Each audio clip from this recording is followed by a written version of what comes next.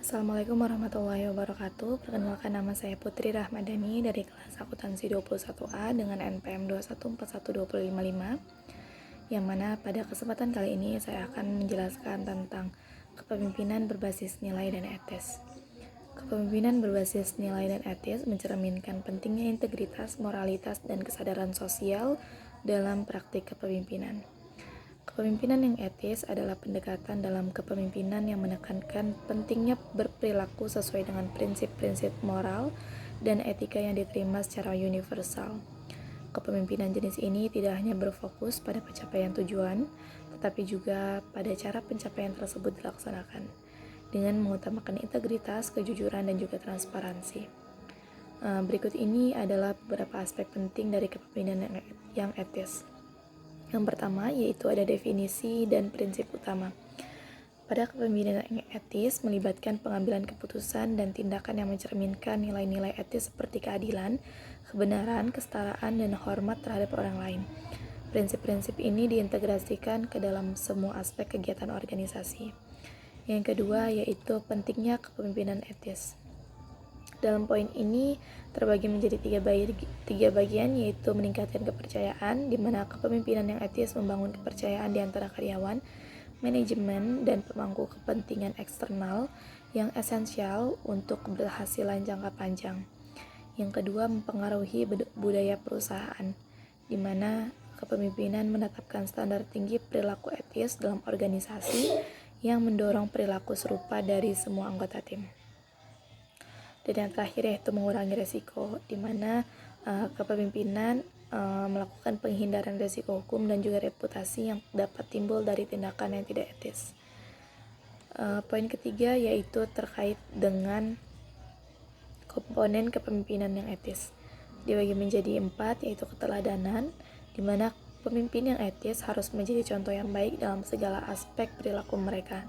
Berikutnya keberanian moral, di mana memiliki keberanian untuk bertindak sesuai dengan nilai-nilai moral, bahkan ketika menghadapi tekanan atau tantangan.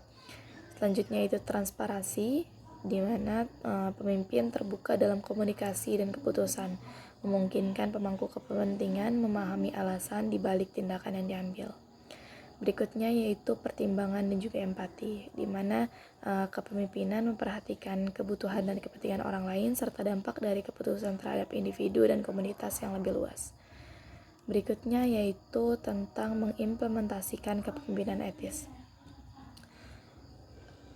Dibagi menjadi 3 bagian, yaitu pengembangan kebijakan, di mana kepemimpinan membuat kebijakan yang mendukung praktik etis seperti kode etik dan pedoman perilaku.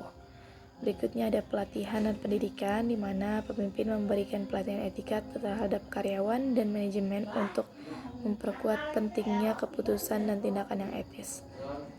Berikutnya yaitu mekanisme pelaporan, di mana pada poin ini pemimpin menyediakan saluran aman untuk pelaporan pelanggaran etika serta menangani laporan tersebut secara adil dan konsisten. Selanjutnya yaitu tantangan dalam kepemimpinan etis. Dalam poin ini juga dibagi menjadi 3, yaitu dilema etis, yang mana seringkali pemimpin dihadapkan pada situasi di mana harus membuat keputusan di antara pilihan yang sama-sama sulit dari segi etika. Selanjutnya yaitu tekanan eksternal. Terkadang tekanan yang mencapai hasil yang baik secara finansial atau operasional dapat mendorong perilaku yang tidak etis yang harus ditangani dengan hati-hati. Terakhir ada konsistensi. Pada poin ini, pemimpin menjaga konsistensi dalam penerapan nilai-nilai etis di seluruh organisasi yang dapat menjadi tantangan terutama dalam organisasi besar atau global. Poin berikutnya yaitu berkaitan dengan konsep dasar kepemimpinan berbasis nilai dan etis. Pada poin ini dibagi menjadi 3 bagian, yaitu integritas, di mana pemimpin menempatkan kejujuran dan kebenaran sebagai prinsip utama dalam pengambilan keputusan dan interaksi dengan orang lain. Selanjutnya yaitu moralitas, di mana pemimpin mengutamakan tindakan yang adil, jujur, dan bertanggung jawab dalam semua aspek kepemimpinan. Dan yang terakhir yaitu kesadaran sosial, di mana pemimpin memperhatikan dampak keputusan dan tindakan kepemimpinan terhadap individu, kelompok, dan juga masyarakat secara keseluruhan. Poin yang berikutnya yaitu ada prinsip-prinsip kepemimpinan etis. Prinsip-prinsip kepemimpinan etis terbagi menjadi prinsip otonomi, prinsip keadilan, prinsip kebaikan, prinsip non-malefikasi, dan juga prinsip tanggung jawab. Poin selanjutnya ada tanggung jawab dan akuntabilitas. Dibagi menjadi dua, yaitu tanggung jawab pribadi, di mana ini merupakan kesadaran akan konsekuensi dari tindakan dan keputusan yang diambil serta siap bertanggung jawab atasnya. Yang kedua yaitu akuntabilitas organisasi, di mana pada poin ini pemimpin membangun sistem dan budaya mendukung akuntabilitas di semua tingkatan organisasi. Poin yang berikutnya yaitu terkait dengan implementasi dalam praktik kepemimpinan. Dalam poin ini dibagi menjadi 3 bagian, yaitu model perilaku, pengambilan keputusan etis, dan juga pemecahan masalah etis.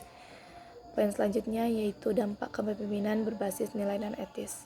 Pada poin ini juga dibagi menjadi 3, yaitu ada kepercayaan dan kredibilitas, ada kinerja dan juga kesejahteraan, serta pengaruh dan reputasi.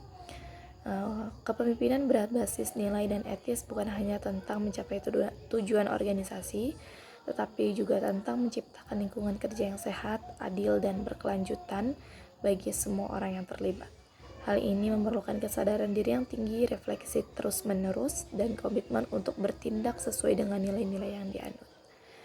Baik, itu saja tadi materi yang dapat saya sampaikan pada kesempatan kali ini terkait dengan materi kepemimpinan berbasis nilai dan juga etis. Untuk itu, semoga bermanfaat bagi kita semua. Saya akhiri, wassalamualaikum warahmatullahi wabarakatuh.